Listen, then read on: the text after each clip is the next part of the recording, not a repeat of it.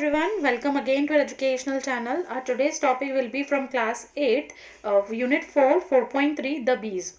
This poem is written by William Shakespeare. First we'll learn what is the poem about and then we'll understand the poem in detail by line wise. Okay so if you are not subscribe my channel yet that kindly subscribe it. और अगर आप मेरे channel पे new हैं तो let me tell you कि मैंने already 12th का पूरा टेक्स्ट बुक कवर किया हुआ है एंड बहुत सारा majority of the grammar section भी कवर्ड है. 11 का text book I am covering और 8, 9, 10, 10 स्टैंडर्ड का भी टेक्स्ट बुक का एक्सप्लेनेशन मैं कर रही हूँ. तो अगर आप मेरे चैनल पे न्यू हैं और अभी तक मेरे चैनल को सब्सक्राइब नहीं किया है तो काइंडली सब्सक्राइब इट. मेरे चैनल पे आप अगर चाहे तो इंग्लिश भी सीख सकते हैं. उसके लिए अलग से फ्री इंग्लिश लर्निंग कोर्स है जिसके ऊपर आई यूज टू अपलोड वीडियोस.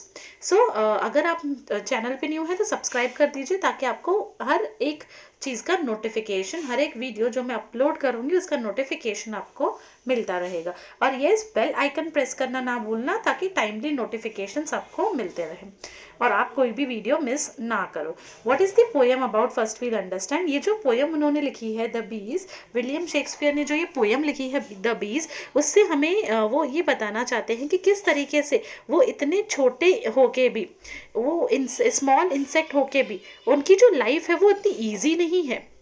वो हमें ये बताना चाहते हैं कि वो किस तरीके से एक ऑर्गेनाइज्ड स्टैंडर्ड ऑफ लिविंग रहते हैं. वो उनकी लाइफ के बारे में बता रहे हैं जो ह्यूमन से डिफरेंट नहीं है, बट जब वो रूल्स एंड रेगुलेशंस पे आते हैं तो वो बहुत अच्छी तरीके से सब कुछ फॉलो करते हैं. भले ही वो इतने छोटे हैं बट फिर भी वो इतना हार्ड वर्क करते हैं, इतना सिस्टमैटिक सब कुछ करते हैं और ह्यूमन बींग्स के लाइफ से या उनसे कंपेयर करके बहुत सारी चीज़ें बताई हुई है कि जो हनी बीज हमें सिखाती हैं.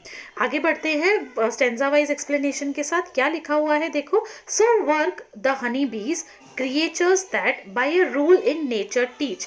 अब यहाँ पे ये बताया गया है कि हनी बीज किस तरीके से हार्ड वर्क करते हैं. वो भी हनी बीज क्या है, बर्ड्स, जो भी बर्ड्स फ्लावर्स होते हैं ये सब नेचर के क्रिएचर्स हैं, गॉड के क्रिएचर्स हैं.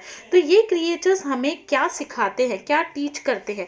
ये हमें सिखाते हैं कि अभी ये बोला गया है कि सपोज जैसे किंगडम रहता है, किंगडम में एक किंग रहता है और बाकी सारे उसके ऑफिसर्स रहते हैं, सिटीजन्स रहते हैं, किस तरीके से काम करते हैं. वैसे ही ये एक बीज का, हनी बीज का किंगडम है और उनके किंगडम को, उनका किंगडम मतलब उनका घर जिसे हनी हाइव बोला जाता है.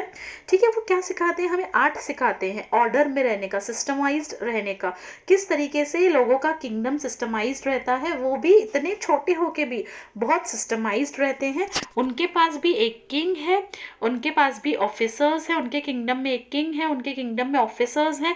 डिफरेंट टाइप की एक्टिविटीज़ करते हैं. Different sorts means different types of activities they use to perform. Different officers use to perform different types of activities. अलग अलग हनी बीज अलग अलग एक्टिविटीज़ परफॉर्म करते हैं. अच्छा स्टैंडर्ड ऑफ लिविंग, अच्छा सिस्टमाइज्ड स्टैंडर्ड ऑफ लिविंग जीते हैं वो. हर काम वो टाइम पे और बहुत ही हार्ड वर्क से करते हैं. वे सम लाइक मैजिस्ट्रेट. कुछ बीज ऐसे हैं जो मैजिस्ट्रेट्स का काम करते हैं. मैजिस्ट्रेट्स मतलब जो एडमिनिस्ट्रेशन का काम करते हैं. ठीक है. जो पूरा सब कुछ कैसे हनी हाइव बनना चाहिए, कैसे हनी बीज हनी निकलना चाहिए, ये सब कुछ मैजिस्ट्रेट्स, एडमिनिस्ट्रेटर्स देखते हैं. कुछ हनी बीज मैजिस्ट्रेट होते हैं. वेयरएज कुछ हनी बीज क्या होते हैं, मर्चेंट्स होते हैं, जो घर के अंदर तो नहीं बट घर के बाहर काम करते हैं. मतलब वो बाहर कुछ वेंचर मतलब कोई पार्टनरशिप फर्म, कोई फर्म या कोई काम खोलना, ऐसा हाथ काम करना जिससे जो रिस्क, अपने लाइफ रिस्क पे होके किसी के लिए काम करना. तो वो काम कुछ मर्चेंट्स करते हैं और वही मर्चेंट का काम कुछ हनी बीज भी करते हैं. मतलब कुछ हनी बीज मर्चेंट का काम करते हैं. ठीक है. कुछ हनी बीज सोल्जर्स का काम करते हैं, अपने हाइव को प्रोटेक्ट करते हैं, अपने दूसरे हनीज को, बीज को प्रोटेक्ट करते हैं. कुछ हनी बीज क्या होते हैं, वो बहुत ही वेल्दी होते हैं. बड्स मतलब कली, वेलवेट मतलब बहुत ही सॉफ्ट एक सरफेस जो रिच वेल्दीनेस को रिप्रेजेंट करता है. बूट मतलब फुटवेयर. तो यहाँ पे क्या बोला है, कुछ हनी बीज ऐसे होते हैं कि वो बहुत हेल्दी, वेल्दी और रिच रिप्रेजेंट करते हैं खुद को. विच पिलेज दे विथ मेरी मार्च ब्रिंग होम. पिलेज मीन्स जो भी कलेक्ट किया हुआ चीज़ है, लूट किया हुआ. तो वो जो भी चीज़ कलेक्ट करते हैं बहुत रिच मछली अच्छे से कलेक्ट करके वो अपने घर पे उसे लेके आते हैं, हाइव पे लेके आते हैं। हाइव मतलब जो हनी बीज का छत्ता रहता है ना, उसे हाइव बोलते हैं। ठीक है। To the tent royal of the emperor, अपने रॉयल एम्प्रर में वो लेके आते हैं, मतलब बहुत अपने अच्छे से घर में वो लेके आते हैं।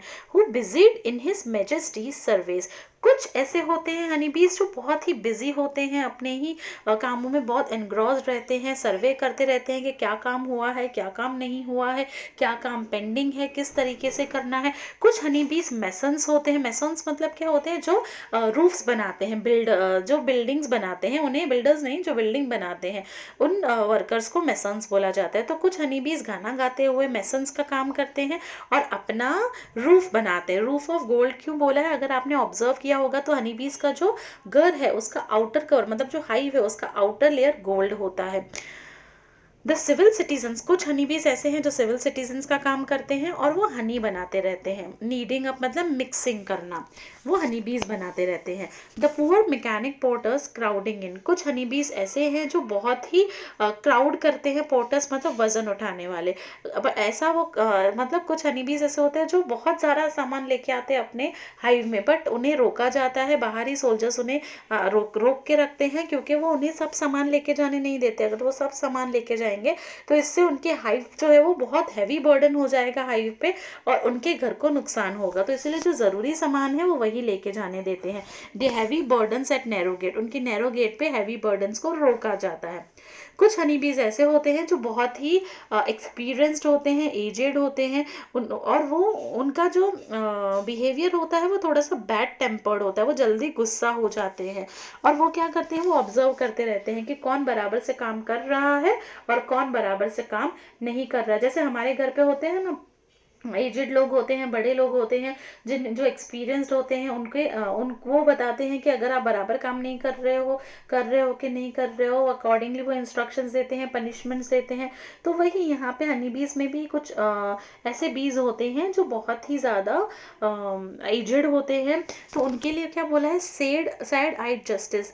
सैड आइड मीन्स बहुत ही एक्सपीरियंस्ड। सैड आइड मतलब हमेशा सीरियस रहने वाले लोग। जैसे जिस तरीके से जज हमेशा सीरियस रहते हैं, मैच्योर रहते हैं, उस तरीके से एजेड बीज या एजेड पीपल मैच्योर रहते हैं। तो यहाँ पे एजेड बीज भी मैच्योर हैं विथ हिज सरली हम मीन्स बीज के आवाज़ को हम बोलते हैं सरली मीन्स बैड टेम्पर्ड, गुस्से वाली आवाज़ वो निकालते हैं अगर उन्हें लगता है कि कोई गलत कर रहा है, और वो अकॉर्डिंगली जस्टिस भी करते हैं।